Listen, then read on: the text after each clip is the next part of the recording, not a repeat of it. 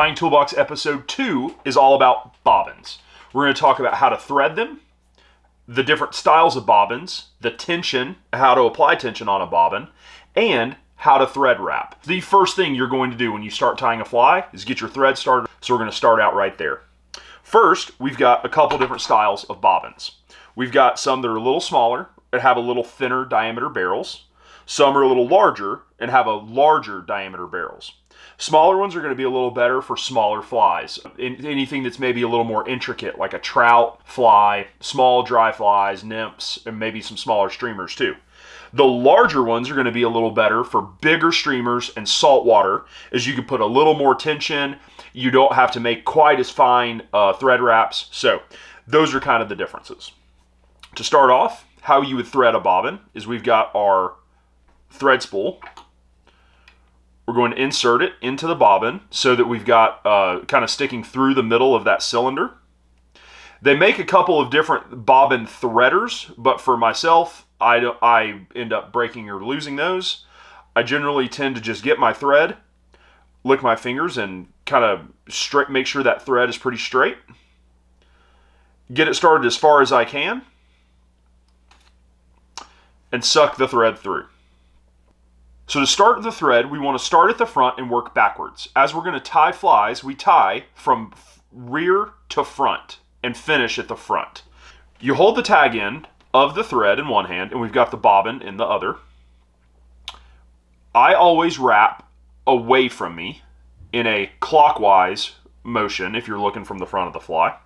So we're going to start this thread at the front and start wrapping over the tag end of the thread. Start wrapping rearwards all the way to the back of the hook. You notice here we can put a lot of tension on that and it's not unspinning. I like to use this. This starts a good base for our fly. Obviously that hook is kind of slippery. It's hard to hold materials on that hook. So this base of thread that we'll lay down makes it a lot easier for you to be able to attach your materials to it. Once you're here, you'll take your scissors, come in, and trim out that tag end.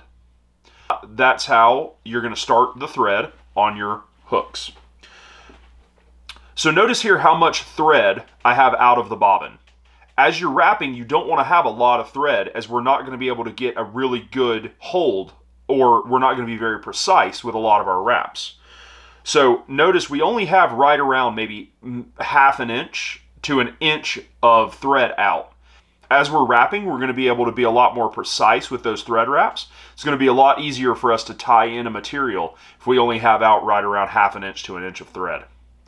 The last thing you need to know about bobbins and how to use them is the tension that you can apply on the bobbin. So we can see here, without me touching the arms, it's pretty easy to pull that bobbin down. But if you use your hand to grip the bobbin, you can, as you squeeze, you can apply more pressure. And we can apply enough pressure that we can lock the spool to not be able to move at all. So that really helps us to be able to gauge how much pressure we're going to put on our fly as we wrap to help wrap in materials. Some materials you'll want to get a really tight thread wrap on.